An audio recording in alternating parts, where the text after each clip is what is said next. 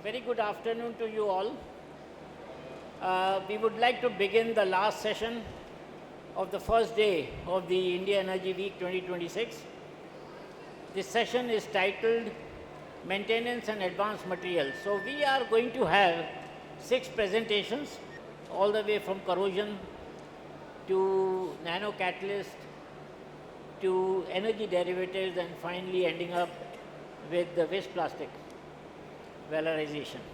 So let's not waste any time. I'd like to call upon Ashok Pathak, my earlier colleague in Reliance, now with KBC. He is actually a technology service consultant and more than 16 years experience. He is actually known as Guru of Petroleum. Over to you, Ashok. Thank you, sir, for brief introduction and welcome all for this presentation. So, corrosion has always been a challenge for the industry and a lot has been already done for controlling it, but still it seems that it is not enough. And this is through KBC's digital twin capabilities. We have come up with a solution where you can monitor corrosion related parameters and take proactive action to control it using combination of Petroleum first principle model plus ionic modeling using OLI capabilities that are our partner. Okay. So my presentation will briefly cover about the details of the KBC digital twin solution along with the OLI capabilities that is integrated into the Petroleum for doing the detailed ionic modeling. So to start with just a brief history about the KBC, it was started long back around in 1979 as a consulting company, and it has gone through several changes, evolution, and currently it is under Yokogawa group. KBC also provides, so KBC is mostly channeled into 2 parts, consulting work and the software solutions. And software solution range from a downstream, upstream and all the things. So Petroleum and then Maximus, Flowvax, all the software solutions that are available in the industry and widely recognized. KBC digital twin solution is basically provides a very good integration with your historian. It can work with Honeywell historian like PSD, Aviva historian Pi, then Aspen historian IP21 through ODBC connection. It provides seamless integration with OPC as well as ODBC communication. And in between we have our engine, the Petroleum engine that is running all the detailed calculation, first principle model, thermodynamic details.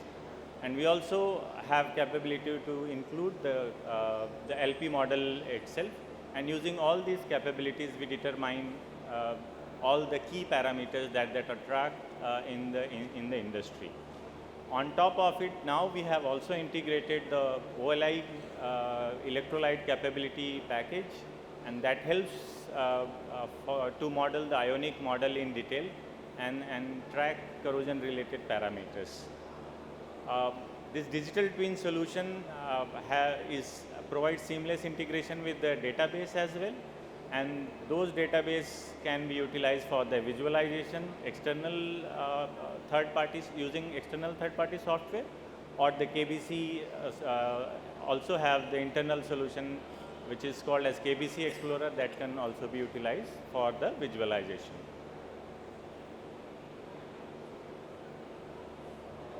A little bit about OLI capabilities. So OLI Alliance engine has been formed that basically allows you to run the electrolyte capabilities of OLI within the Petroleum environment.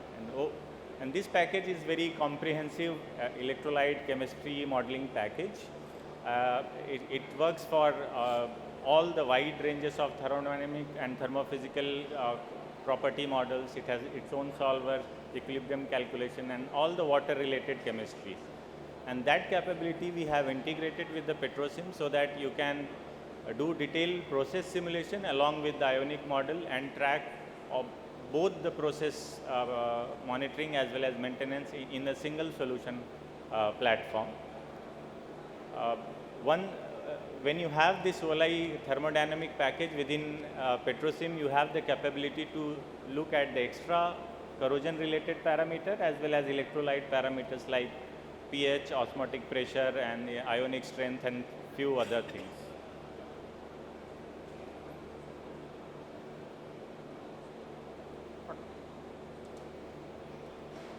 Okay. It has a very strong database of all the ionic chemistry.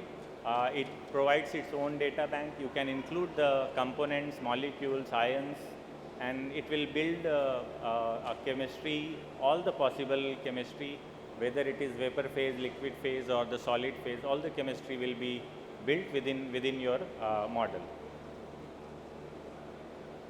Okay. This presentation, I'll try to cover specific about the CDU overhead corrosion only, but the solution is applicable to all other places in the refinery where you have a chance of corrosion happening.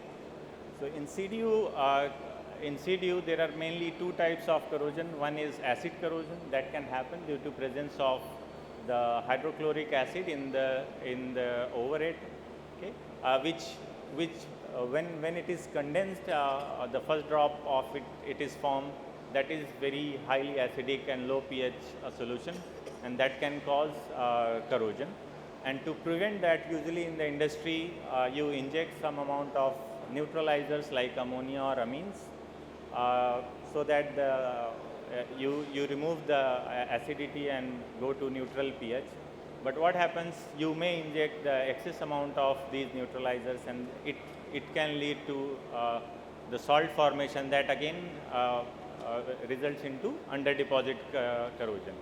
So it is very important to maintain the balance of right amount of dosing into your CDU overhead.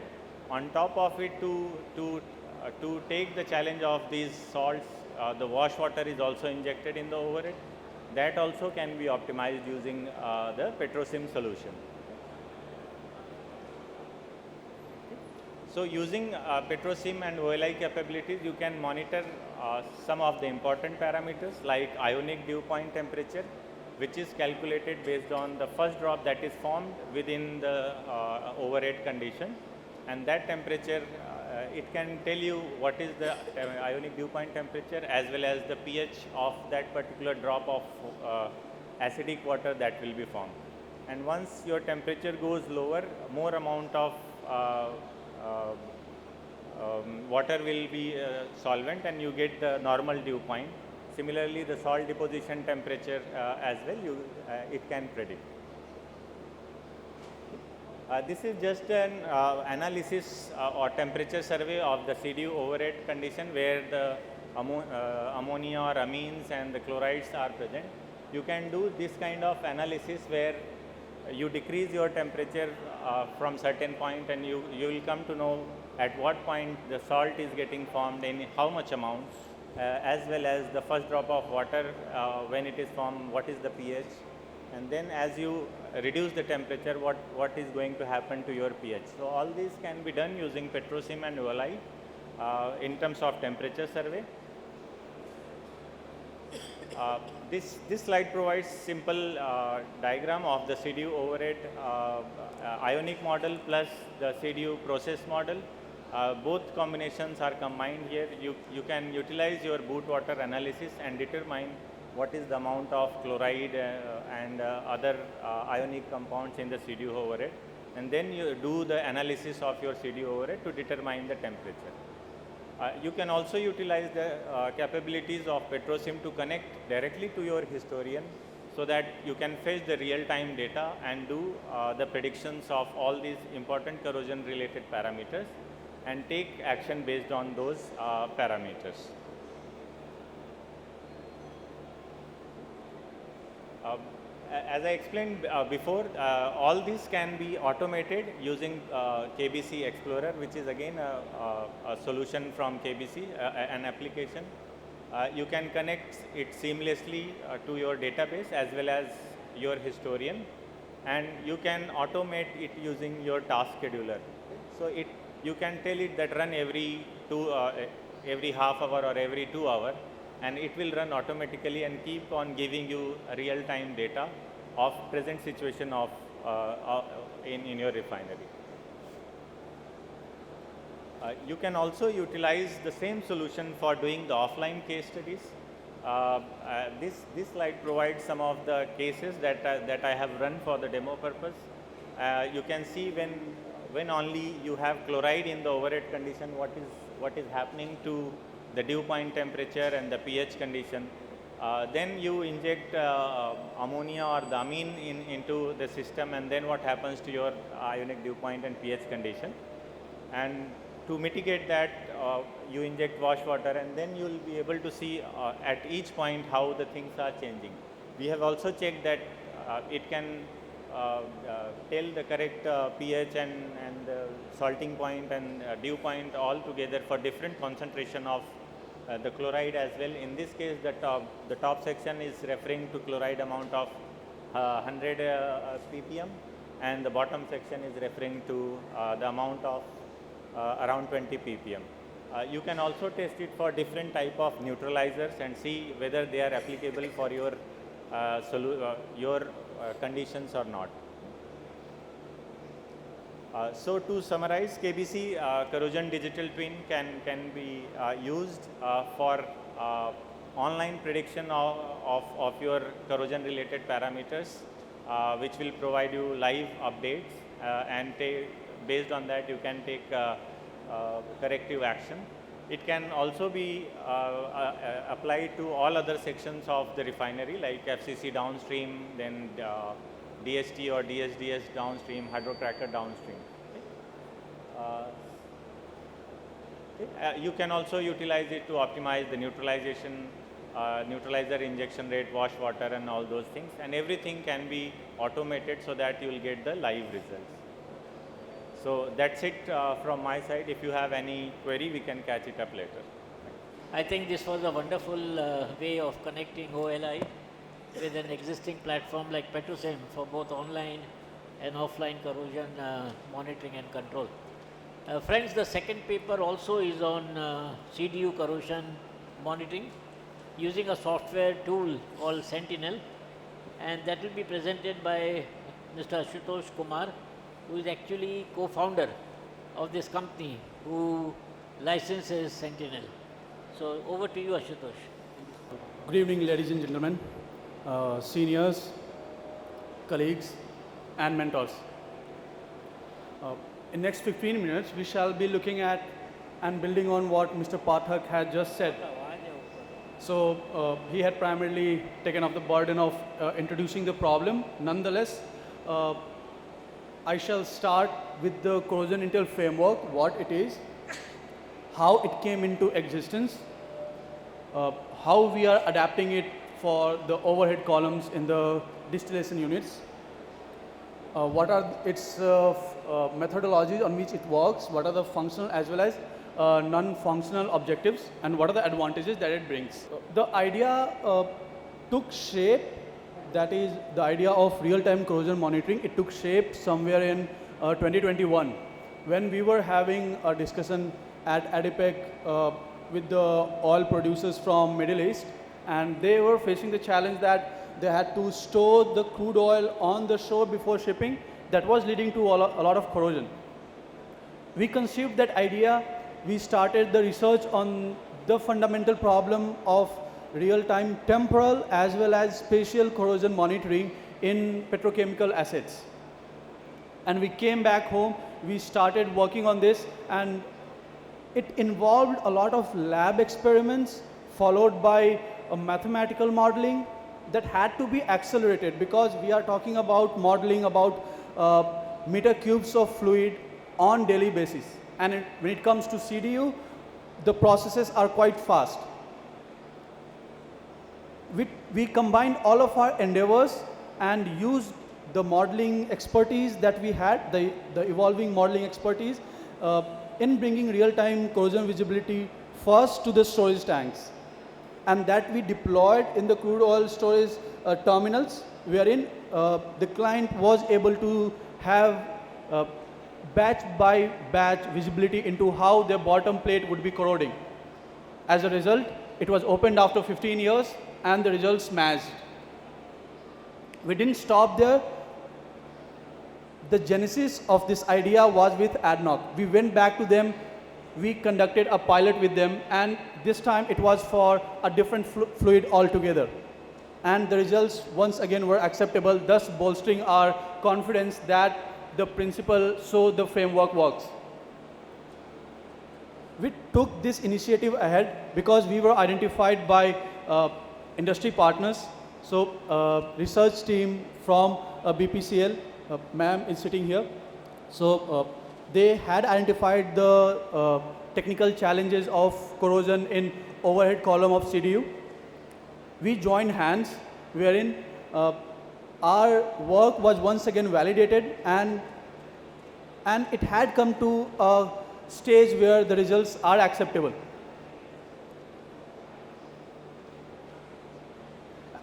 The fundamental requirement was that when we design our refineries, we have made an assumption that few millimeters per year would be the corrosion, depending on what are the crude oil and what are the basket that we are going to process. However, depending on the scenarios that is out there, we process diversity of crude leading to accelerated, decelerated, or the rate of corrosion that is not foreseen. Which brings us to the conclusion that we have to have daily visibility. That is, before we process our crude or mixture of crude, if we can have the judgment that whether we should go with this blend or not, and if we go with this blend, how would be the corrosion at certain angles or certain distance, then we can take more informed decisions and our assets would last longer. What is happening currently is based on thumb rule. We are exchanging or replacing the costly equipment that is out there in our circuit. Corrosion Intel framework does a very fundamental task, that it brings real-time multiphysics and chemical reaction modeling, wherein we start with the diagrams, first the flow diagrams, then the engineering diagrams, wherein we map your equipment one-to-one. That helps us then to customize the required chemical reactions that would be used across your life cycle, taking into account the deviation or the changes in the crude baskets that would be there. And we bring all of this together in form of a software that is integrated to your IP data that is there, as well as lab data, including the wash water and the amines that we are injecting. While the frequency at which you or the operators would be feeding in these data vary depending on at what rate they are coming in. The result is such that we can see we are able to provide real-time visibility of distance of about 5,260 meters in less than 3 minutes, or to be precise, in less than 2.5 minutes. What it means is that when you choose your basket or your combination of crude oil that you are going to process in your distillation unit, within 2 to 3 minutes you should have the visibility that which bend will have, what would be the extent of corrosion and impact at that particular bend across your circuit. Here on the screen, on the extreme right, we can see the software, the home page of the software, which goes deeper into specific equipment. Assuming we have 4 or 6 equipment, then we can dive deeper into it, and then consequently we can look at the 3D visualization batch after batch. To all the audience here who have worked with CFD, they would be wondering that while conventional CFD or conventional 3D rendering takes weeks and months, why would we put in so much of effort of ours as well as our collaborators? The answer remains very simple. That is, we should have real-time visibility on daily basis. And it's not theoretical, it's something that has been tested against the UT data that is coming in. Many of us will be aware that we are putting the UT sensors at multiple locations. So the results that we are producing from our software, it was validated against those UT readings as well as the available commercial softwares, and it works. It had worked with crude oil storage tank, it had worked with condensate tank, it had worked with ethylene storage tank. It is working with distillation, with the overhead column of distillation units. And the advantage that it brings is that we need not have interruptions in our operations. Even though the diversity of our crude oil is changing, we need not interrupt our operations, or we need not have second thoughts whether the blend will work or how, what would be the detrimental effect of this basket that we are processing on our assets. And once we deploy the system for your asset, it keeps evolving. That is, and it can be deployed at any stage of commissioning. Because the customization is at core before deployment. Once we customize it, whether it's a mix of new as well as old equipment, or it's everything, or it's a new refinery coming up, it can be deployed at any stage, thus providing daily visibility into your operations. With this, I will rest my case and will invite your questions as Sir suggests. Thanks a lot. Thank you, Ashutosh. I would really thank you for completing it before time. Moving on to the third presentation on corrosion. This time it's on corrosion inhibition, a chemical developed by HPCL R&D, and we have Ravi to talk about that. So Ravichandiran, floor is yours. Good afternoon, all of you. I am Dr. Ravichandiran from HPCL R&D Bangalore, and I am working as Assistant Manager. I thank IEW committee for this opportunity to present our work in the forum. So today I am going to talk about the product development, which was developed by our group in R&D, HPCL R&D. So corrosion inhibitor formulation for volatile pipeline.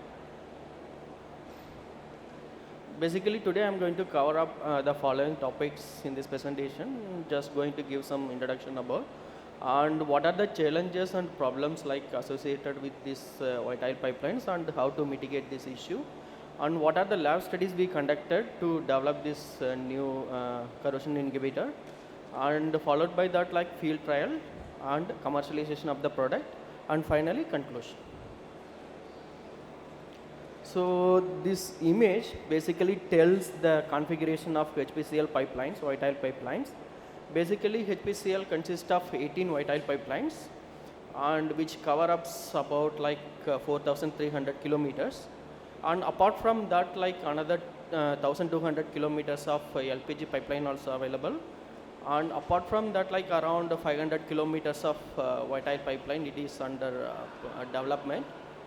So basically, like whenever you are designing any pipelines, as per the rules given, so the pipeline lifetime should be more than 35 years.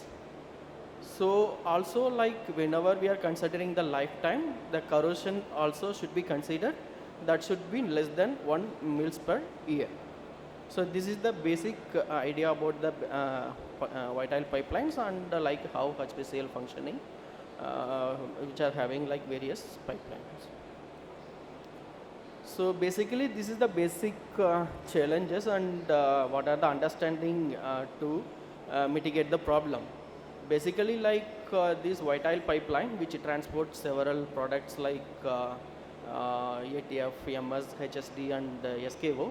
So which are having high level of sulfur, say for example LPG which is having 150 ppm of sulfur, and the ATF having highest amount of sulfur, that is 3000 ppm, and SKO, and followed by that MSHSD, which is having very less quantity of sulfur, even though which is having very less quantity of sulfur, which is having a very serious issue. Say for example, like the solubility capability of this water solubility capability of this product MS and HSD, which is having 200 ppm.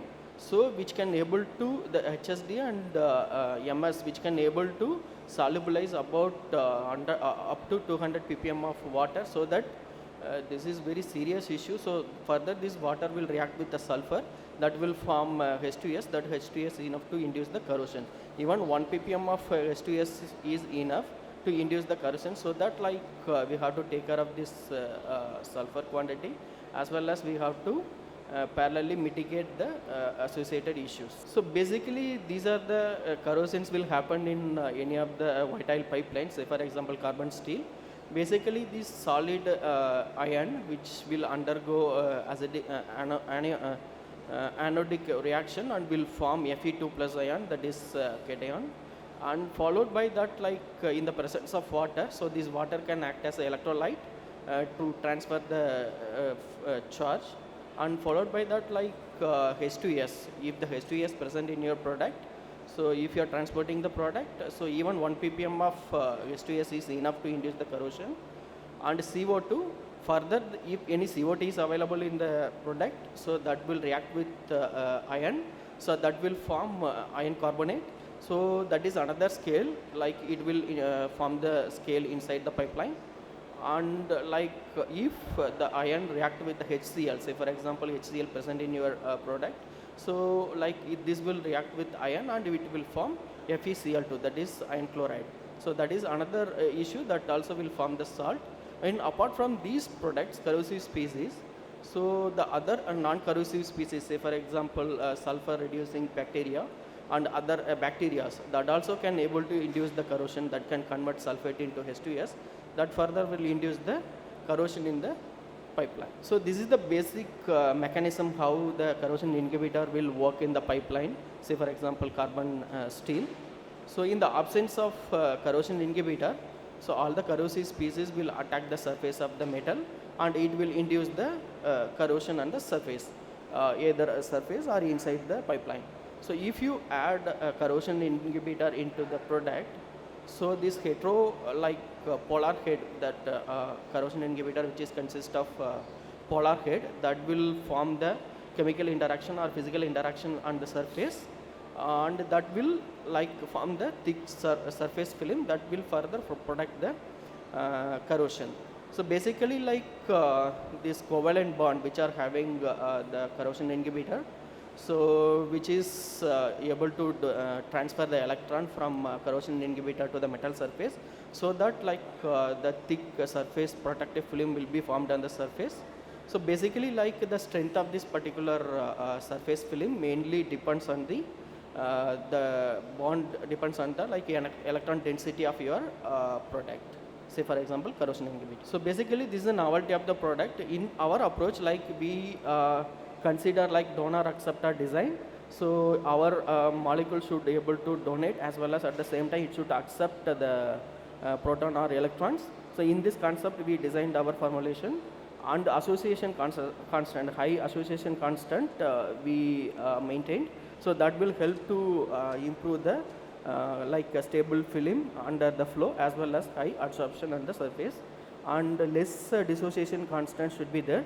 So that also we maintain, so that will help to reduce like a low tendency to detach versus the concentration of the inhibitors. So this is our lab studies. So we made like more than 50 formulations. Among that, like we shortlisted around 9 formulations for our lab study based on the stability as well as the chemical compatibility in the formulation. And with that, like we studied the corrosion inhibition efficiency of all these formulations as per the NACE 0172 test method. So here we added 6 ppm of our developed corrosion inhibitors and found that like all the corrosion inhibitors are working well in the medium, like say for example MS, diesel, kero, naphtha, both light and heavy. So we compared our data with commercial benchmark as well, and this is the image like before and after corrosion. that was compared with the benchmark as well. So we did dose dependent studies as well.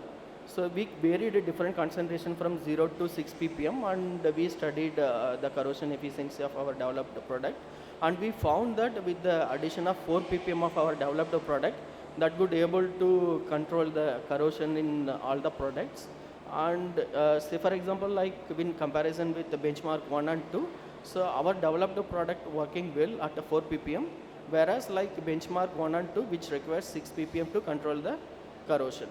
And in addition to that, we checked the oxidation stability of the product as well before and after addition of our corrosion inhibitor, and we found that after addition of corrosion inhibitor, that oxidation stability was increasing.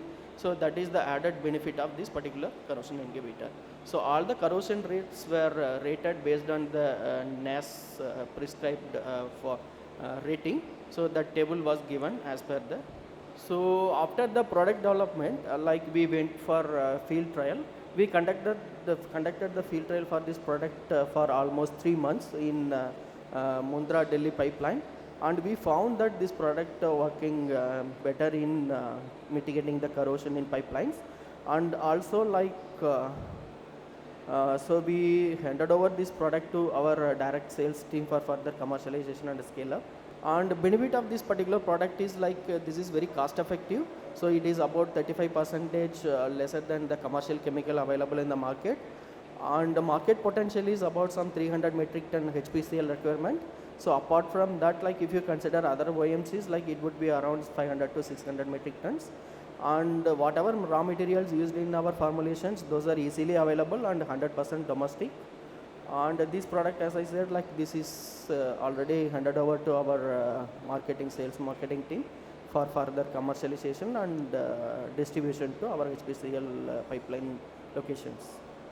And this product, that IP right of this product also protected. We filed the patent for this product both in India as well as in US. So in conclusion, like so this product is more compatible with almost all kind of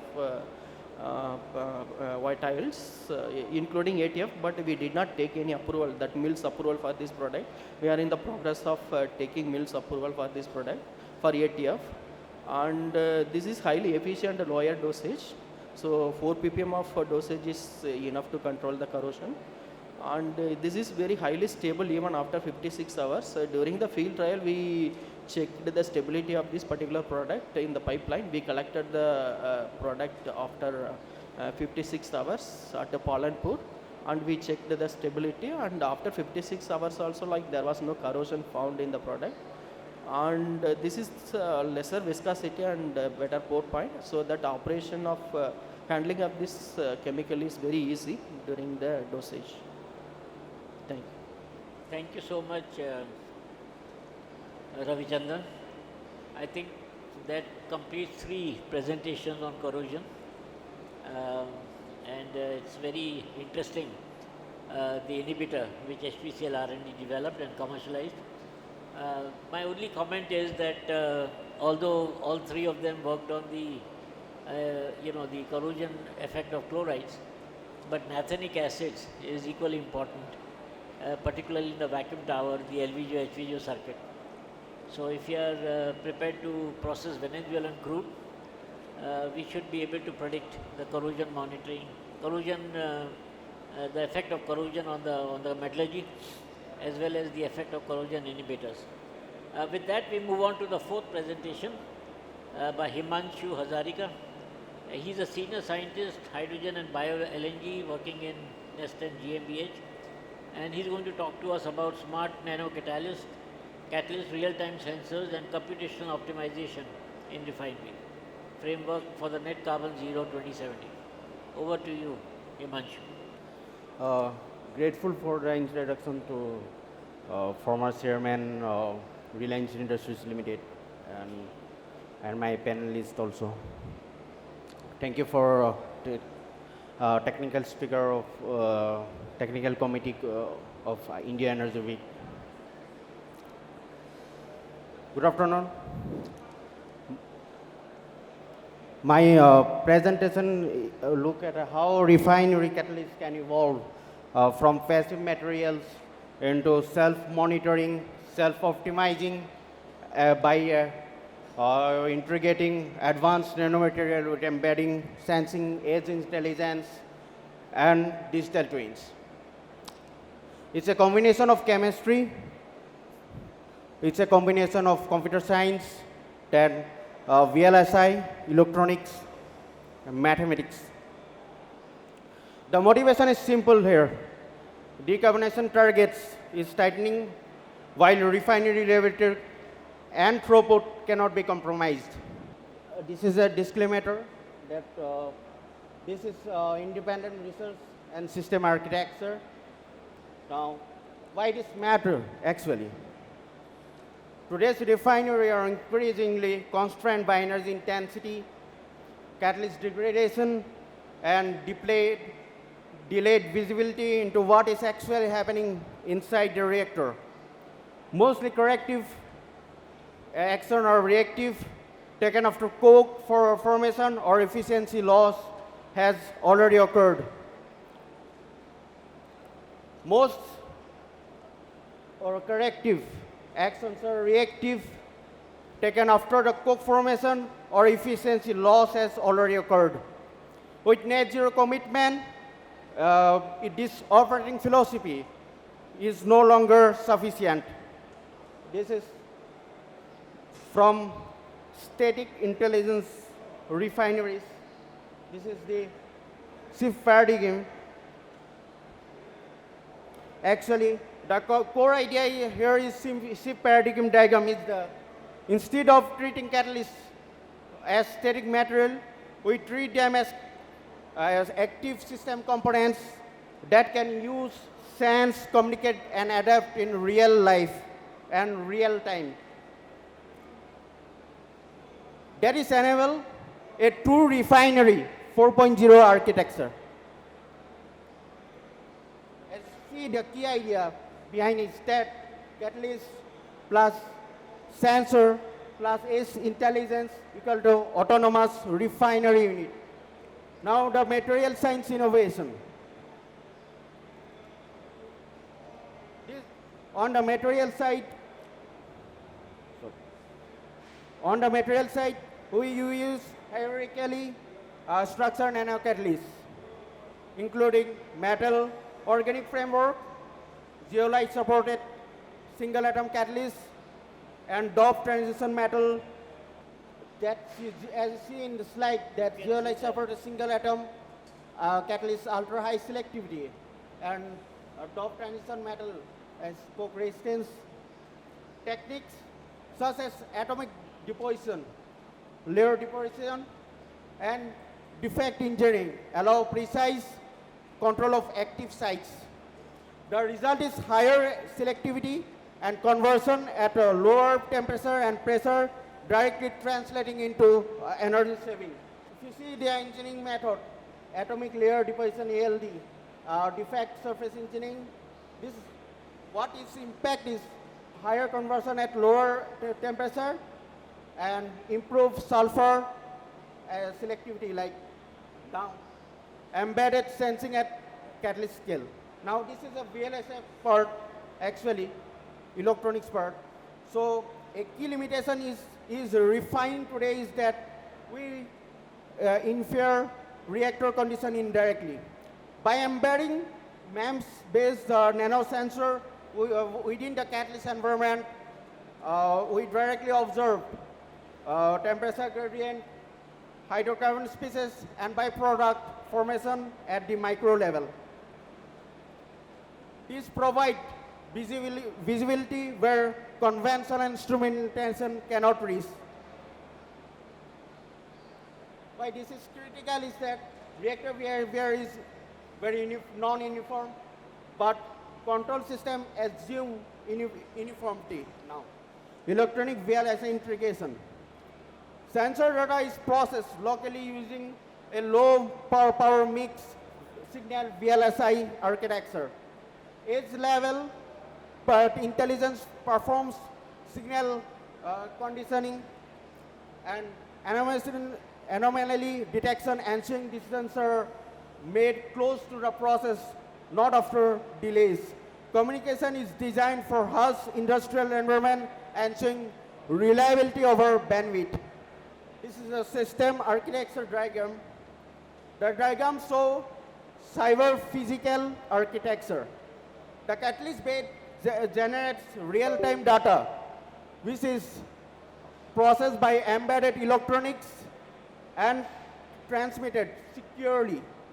A digital twin mirrors the physical reactor, enabling closed-loop optimization.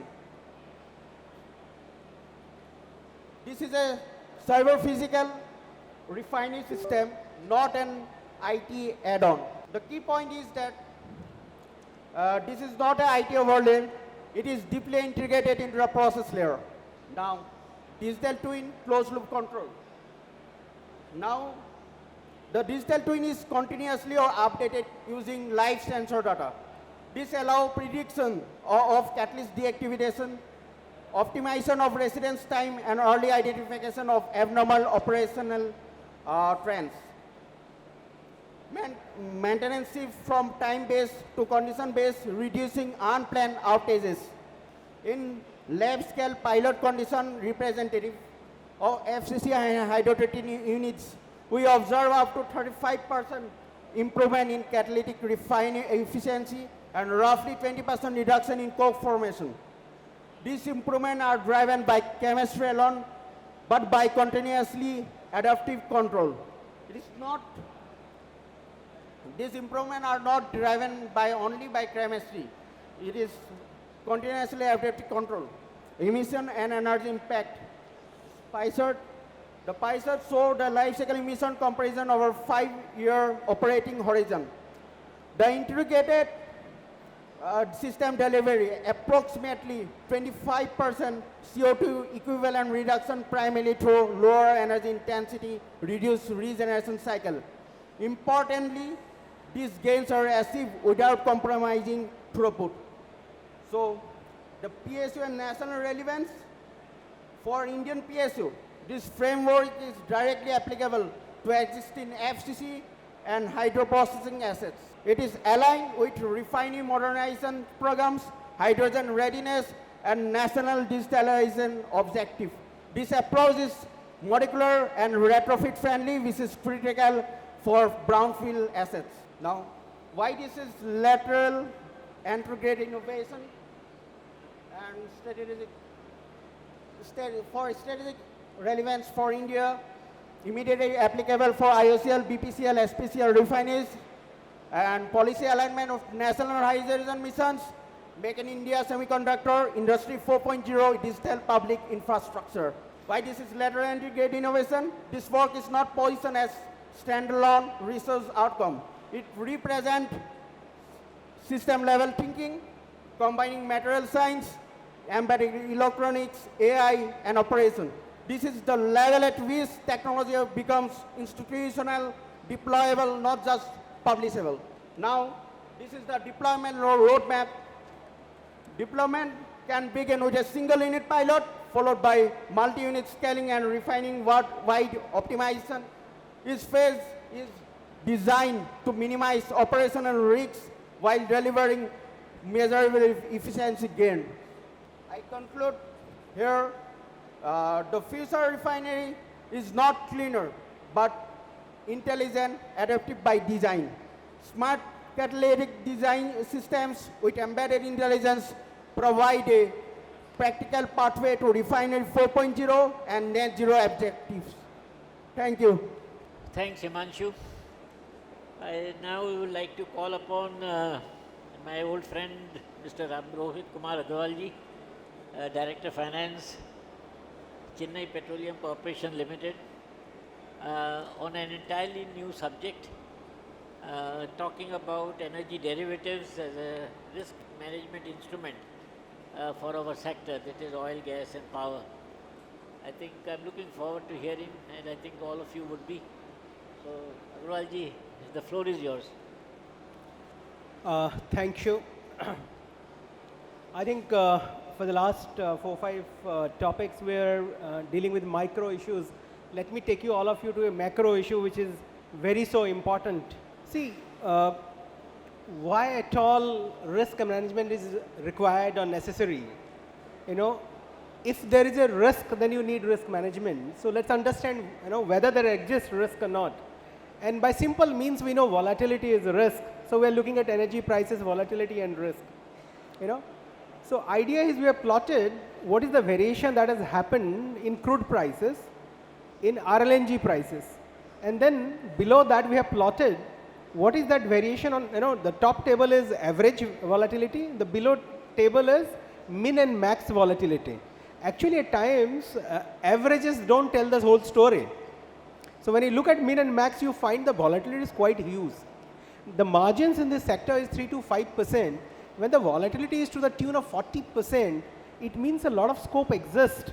First, we should understand what is this volatility, how it can be done, and then how we can protect our margin and how we can have a stable earning, because I think that is what all of these technicalities are there. And the objective of this session, this 10-15 minutes that I'm keeping for myself and to all of you is, can with this kind of large consumption that India is having, can we move from a price taker to a price maker, or at least a price influencer? So let's see in some of our next slides. We know there are two ways, two markets where volatility or risk can be managed. One is an exchange, the other is a OTC. Let's see them one by one. Let's see first the exchange. So what we're trying to say, we have a global experience. So compared to Indian market, what is the major difference in a global market? When we see in India, the component of commodity is pretty less, 5% compared to 12%. And even in commodity, the metal is pretty heavy. Precious metal is quite significant. In global market, that's more diversified. So that's it. So that gives a scope. So internationally, the markets are more evolved. Even the exchanges are more evolved. Let's see the next item, that is OTC.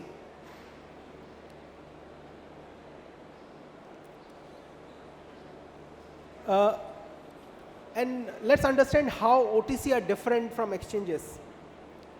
The benchmark in OTC will be that of from exchanges, because they are not price discovery point, they are price reference points, but they provide specific products. But yes, counterparty risk is something very important. And what is so important in involving this market, and if you talk about the data, again, OTC market supports commodity, in a very large way, and in India, there is a long way to go. Only thing we have to take care about this systematic, we have to deal it in a systematic manner so that, risks are adequately managed. Let's move forward. So again, because there are large number of global experiences, so what we are doing is we are trying to compare globally what is the difference between a OTC, and exchange traded market, And let me, give this data where from these data are coming. The global OTC market, which is on the top, is coming from Bank of International Standards. The first item is notional principal, which denotes the overall contract value. The second is the gross market, which denotes premium replacement cost of derivatives. And the third is gross credit exposure. If you see this market, the OTC makes up, in commodity market, OTC makes up almost 3 trillion out of 600 trillion of overall market. And 50% of this commodity is dominated by bullion. So 1.5% is bullion, 1.5% other than bullion. But what is happening in exchange traded, you find the energy pie is a little large, So even internationally, the exchange traded and OTC are not equally broken, but if you take them combined basis, there is significant amount of, price discovery that is happening internationally if you take both OTC as well as, exchange internationally. Now we'll move next and we say, what is the key takers, what we can do. So we went, in the next 2 slides we are going, to what influence price decision making, So certainly one would say that importers and exporters, they influence it. So again, we have plotted the list of exporters, the list of importers, and India's ranking in each of these. So as can be seen, the United States is the world's largest importer, with imports spanning vehicles, crude oil, computers, cell phones, and medical equipment. China, China is again a larger exporter, but certainly it also imports some of these items. Now let's move beyond import-export. What else influence price discovery? So again, if you move, this is Dubai Multi-Commodity Center, where again they have checked the global landscape, and they have created 3-4 major areas which influence prices. They categorize it into commodity fundamentals, locational and trading partner advantage, and institutional strength. I think again, very starking information that is coming. Here there is Switzerland, here there is Singapore. They don't have neither their own commodity nor their own resources, but what they own is systems, institutions. So again, another factor that is coming to the fore is, if you want to be price maker or you want to be price influencer, then institutions play a critical role. And how do you align? How do you choose your partner? How do you create advantages are critical. And if you see here, there are jumps. There are people, there are countries who have made significant strides. So again, it is not that you have inherited with, this is something which can be developed. So taking all this, let's see what we have already done. We all know Gift City. Again, Gift City has improved its ranking as a financial marketplace. And what Gift City has done, it has made offshore onshore. So in onshore, you can do whatever you could have done otherwise on offshore. There are advantages, cost reduction. A lot of your hassles are not there, international hassles are not there. But what has happened today in Gift City is that, again, commodity is not there. 90% of trading activity is concentrated around equity derivatives. So again, what is seen in other markets is that, these kind of global trading desk, onshore trading desk, it cannot be limited to equity. It has to move beyond equity into commodities, where the advantage will start flowing to us. Let's move to the next. What people have done. If you see a developing country like China, again, they're a large importer like us.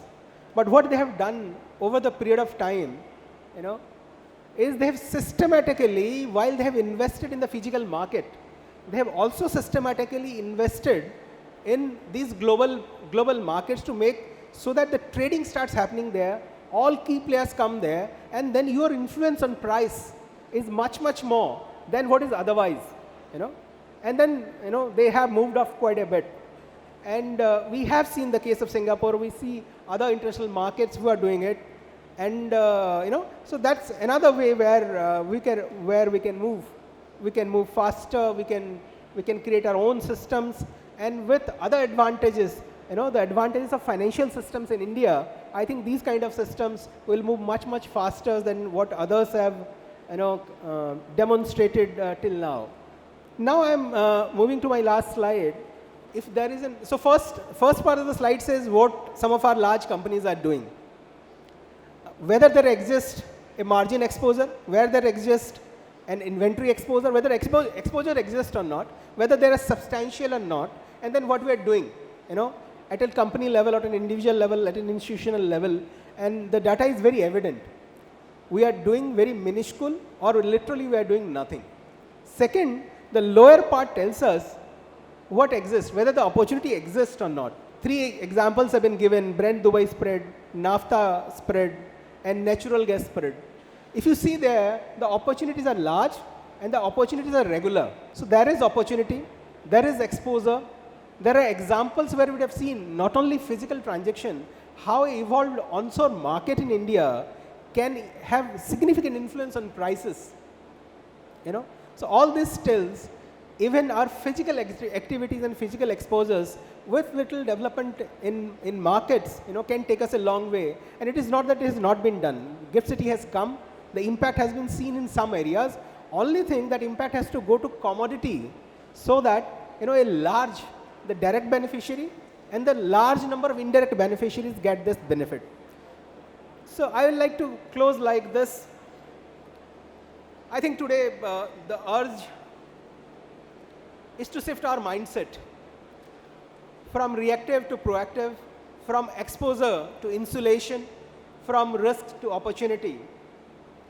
Let us build a hedging culture that is data-driven, agile, forward-looking. Let us empower our companies with the tools and instruments that global players wield with confidence. Let us collaborate, and this collaboration has to be wider across ministries, markets, and borders to ensure that India's energy future is not at the mercy of global price swing. That's not going to go away. That the cycle has to be shorter and shorter, but anchored in strategic foresight, because in the end, energy is not about fuel. It is about security, sovereignty, and power to shape our own destiny. Thank you all. Thank you, Agrawalji, for a very different view of how to make money.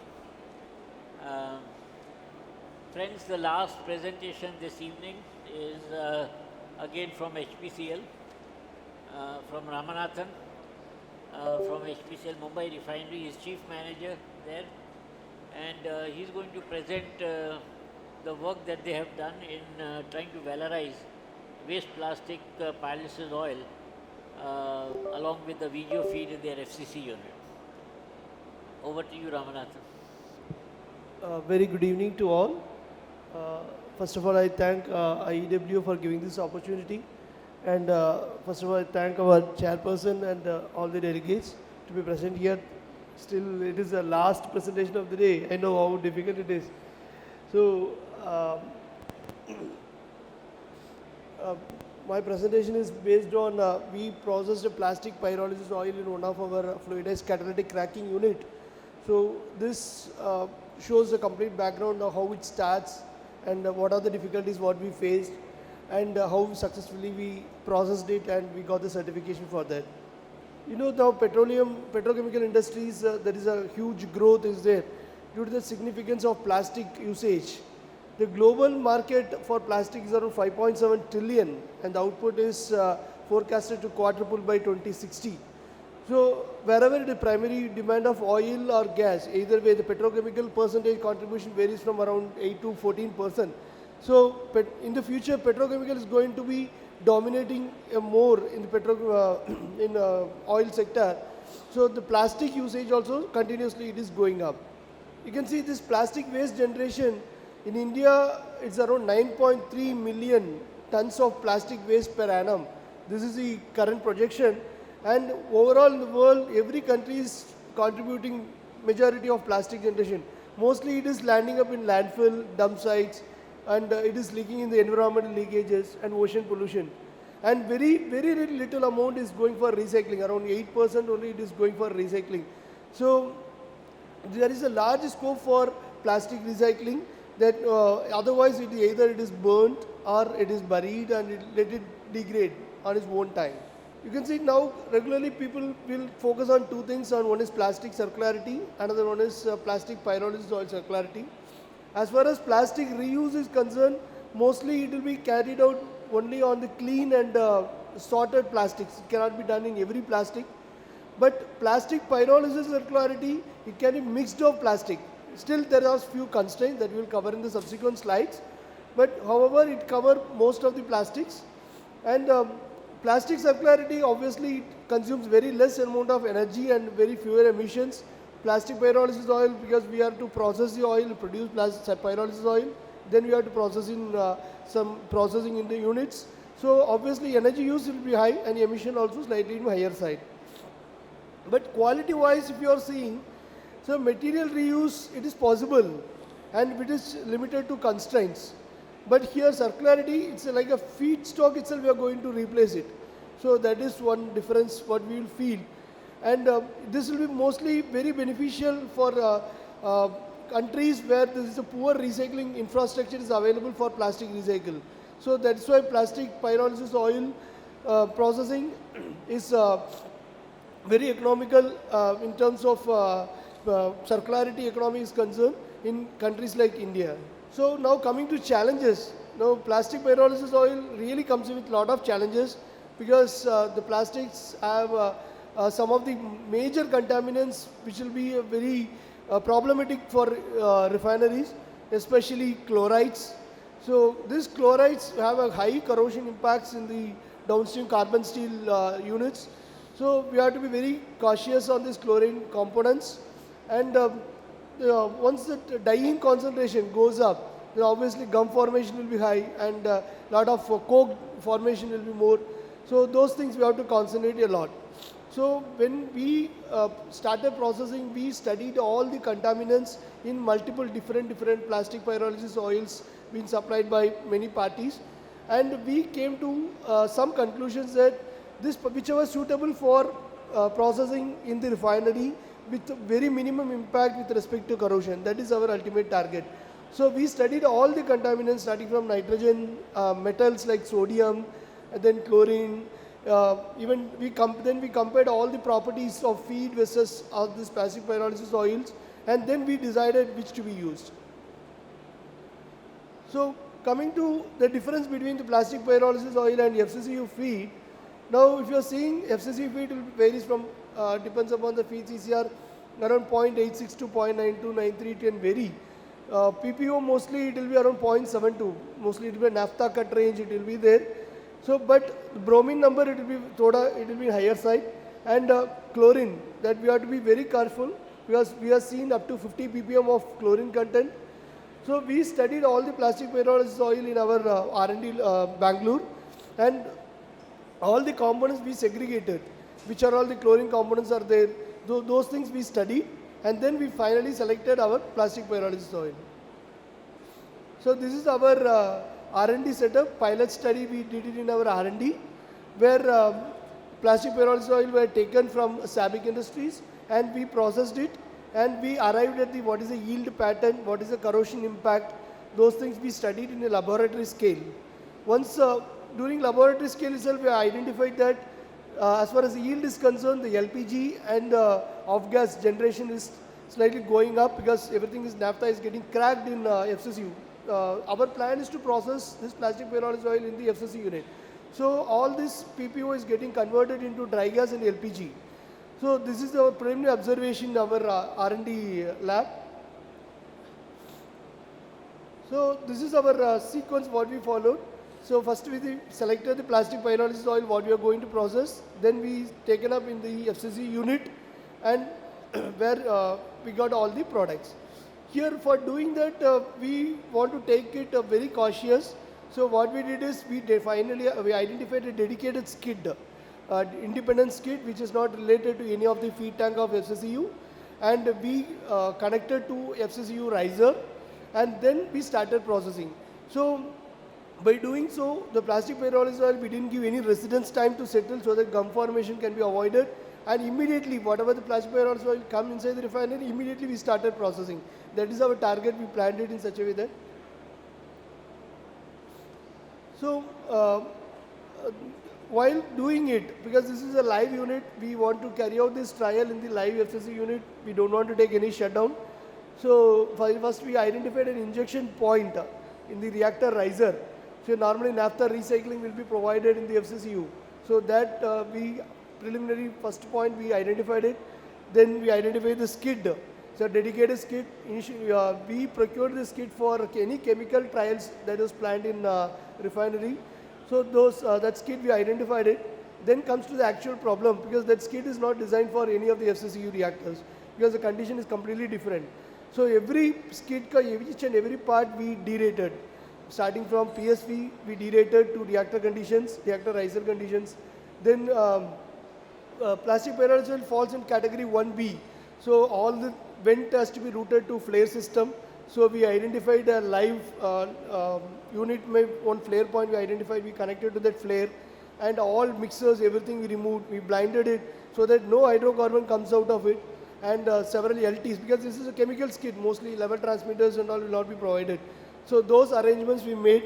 So once we finally satisfied that we can process this safely in FCCU, then we taken the pyrolysis oil in the unit. So as a refinery process, we processed through MOC procedure as through that skid. There is a left side, whatever it is there, left bottom, there is a skid what we identified, and through MOC process, we taken the oil and processed successfully in the refinery. So completely all the plastic pyrolysis oil, it went to riser bottom through the naphtha recycling line. So this is an inauguration photo. PPO processing was inaugurated by our executive director, Mr. Libuzer, and 20 metric ton of plastic pyrolysis oil we taken from Pyrotech Industries in Mumbai. And but what we did is we didn't increase the concentration, because this is a trial what we want to do it with a controlled chlorine condition. So we restricted to only 0.5 to 5%. Still we restricted to less than 1% only. We did a very slow process so that no corrosion should affect in the downstream unit. So for 150 meter cubes of FCCU, in that only 0.5 to 1 meter cube of feed we kept it inside. So based on the chlorine content and we maintain our top temperature also. So this shows exactly this pH, boot water conditions, pH, ammonia, pH chloride, those things, everything is well within the limit. But one observation is untreated, if it is plastic pyrolysis oil, we've seen up to from 35 ppm of organic chloride to around 50 ppm of organic chloride. So we selected the PPO in such a way that the organic chloride is less than 1 ppm, so that our unit condition will not cross. That is the first precautions what we have taken. Coming to that economic feasibility now, because this is completely getting cracked into propylene and LPG and dry gas. So mostly diolefins, everything slightly goes up. So propylene unit, if anything, it is there in the downstream. Obviously, economics will be more. That we calculate as NV as 15 crores per year. If propylene unit, if it is not there, only just because of LPG and dry gas improvement, it is 9.4 crores per year. In terms of CO2 conversions, it is minus 4.7 and minus 4.2 tons of million tons of CO2 per year. So post this processing, this complete processing of plastic pyrolysis is witnessed by an external auditor. Kotenko, we called them. They stayed in the refinery. Total process, they witnessed it. After there's complete satisfaction of all the documents and witnessing our processing of PPO, our refinery is awarded with this plastic circularity for processing of PPO. This is the complete team. It's not a single man's effort. It's an entire team, starting from our R&D, technical department, operations, connecting teams, because this involves a very safe processing in the live unit. So this is what successful story of PPO processing. Thank you. Thank you for being with us today. Thank you so much.